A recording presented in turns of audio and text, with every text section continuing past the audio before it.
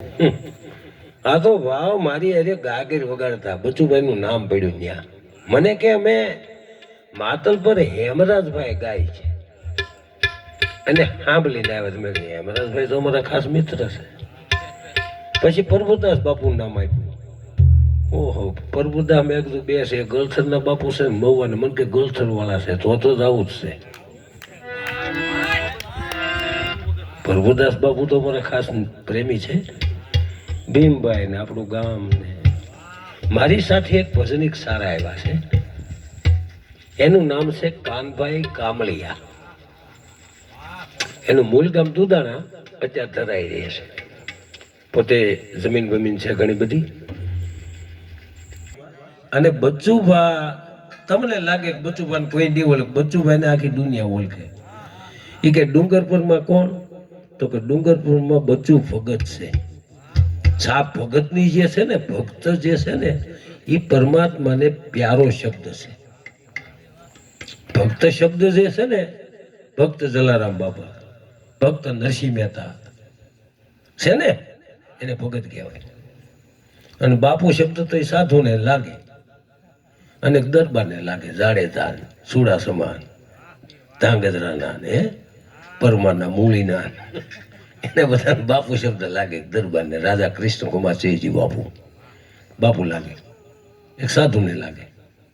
કહેવાનો મતલબ બચુભાને, બચુ ભગતને પરમાત્મા શાંતિ આપે. બજરંગદાસ બાપા એમના આત્માને શાંતિ આપે. એને આખી જિંદગી ભજન કર્યું છે, કોઈ નડ્યા નથી. અને હું અહીંયા નીકળ્યો, બાપુ વાડીએ ન થવાનું ચા પીવા હાલો. અને વળી પછી પાછું બીજું એનામાં હું એ ગુણ જોયો તો તમે કે બાપુ સાધુ મને કોઈક મળે ને એટલે મરી પડવું કે. તો હું એને રસ્તામાં ભેગો થયો, બચુભાઈ સીતાર ઉભા રહ્યો બાપુ 2 મિનિટ ઉભા રહી. ખિસ્સામાં હાથ નાખીને મને એ કાંઈ પૈસા હો બસે પડ્યા હોય મને ભેળ આપે. કોઈ દી એને ખાલી મને ડુંગર પર પેલી કાઢ્યો નથી. આ મારો અનુભવ. એટલે હું ભજન કરવા આવ્યો છું. પાછો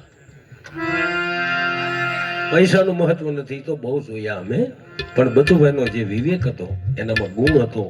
જે ઈ વ્યક્તિ તો બતાવ્યું હોય પણ ગુણ પકડાય. ભીમભાઈ ગુણ પકડાય. કાળા ધોળાનું કાંઈ જોવાનું ન હોય, પણ એમના ગુણ શું છે, વિવેક, એનો આદર ભાવ કેવો છે. બચુભાઈ આપણને ભેગા થયા હોય તો આપણે એમને જાય નહીં કે પાન માવો આ તે છે, એમ બધું એમ વિવેકી માણસ. એટલે અમને એનો આદર ભાવ યાદ આવે છે. એના આત્માને ભગવાન શાંતિ આપે અને એની પાછળ આપણે ભજન કરીએ. અને બચુભાઈ તમને દેહથી વીએ ગયા છે, પણ એનું તત્વ જે છે આત્મા છે. આત્મા અમર છે, એ મળતો નથી. એ કહું તમને. શરીરથી માણસને આપણે અગ્નિ સંસ્કાર કરીએ, અમારી સમાધિ થાય ફરવુદા ઉભું, પણ આત્મા તો અમર છે. ક્યાંક ને ક્યાંક ખૂણે, અહીંયા વાડીને ખૂણે કે નજીકમાં આઘા ક્યાંય પણ બચુભાઈ સાંભળતા છે. આ હું તમને કહું, તમને વખાણ કરું કાંઈ મારે કાંઈ તમારા વખાણ કરીને તમારા રૂપિયા મારે જોતા. મેં રૂપિયા વાપર્યા એટલે તમે ભાડ્યા નહીં હોય. મેં 32 કરોડનું પાણી કરી નાખ્યું 3 વર્ષમાં, અને હજી 14 કરોડ તો મારા બેંકમાં પીડ્યા. કેટલા મારે હું 3 છે. મારા મોરારી બાપુ જુજે હજી, એની પાસેથી મારે 5 કરોડ લેવાના છે, મોઢે જ માગવાના છે. એટલે રૂપિયા સારું હું ક્યાંય ગાતોય નથી. નહીં, જિંદગીમાં 70 વર્ષની લાઈફમાં મેં પૈસાને ઠુકરાવી દીધો, ત્યાગ કરેલો છે. અમારી ફકીરી છે. અમે ભલે લેંગોન કફણી પહેરી, પણ અમે ઓલા બાવા જંગલના છે ને, જુનાગઢના બાવા, એની જેમ અમે થઈ. અમે કાંઈ જેમ તેમ નથી. પણ હું પ્રેમી માણસ છું, એટલે પ્રેમને ત્યાં તાતણે હું ભજન કરવા જાઉં, ઈ પાકું.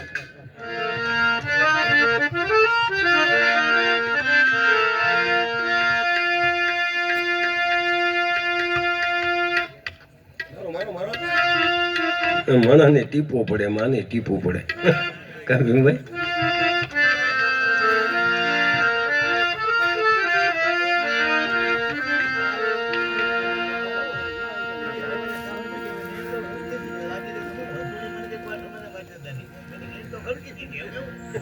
હવે બરાબર છે. હેમરાજભાઈ એના આત્માને શાંતિ આપે. એટલે બજરંગદાસ બાપાને એક જે બોલી, બોલીએ બજરંગદાસ બાપા જય જય. તો બચુવાની પાછળ એવા કાલાવાલા કરી અને હું કાંઈ કદાચ મારું ભાષણ હોય એવું ગમે એવું છે પણ હું કાંઈ મનમાં ન રાખતા. હું આમ નિખાલસ, મારા પેટમાં કાંઈ ન હોય, બોલી નાખું. હા એ પાકું. તમે તારે મોદી સરકાર હોય તો હામો નંદર બાવો બોલી તો જાય. હું કાંઈ કોઈથી બીવે નહીં. ગામડાના પાણી પીતા ભાઈ.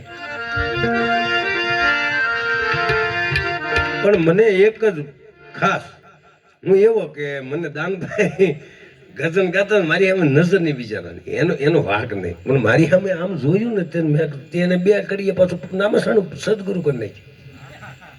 આને હું માનું આદર ભાવ આપ્યો ને સાધુને, આ મહાન માણસ કહેવાય. નગરી ગાયા કરે તો આપણે કાંઈ થોડા એને અટકાવાય ગાવની બાપુ હે. પણ છતાં એ પ્રેમી માણસ છે. આને ભોજનમાં જે જાતા હોય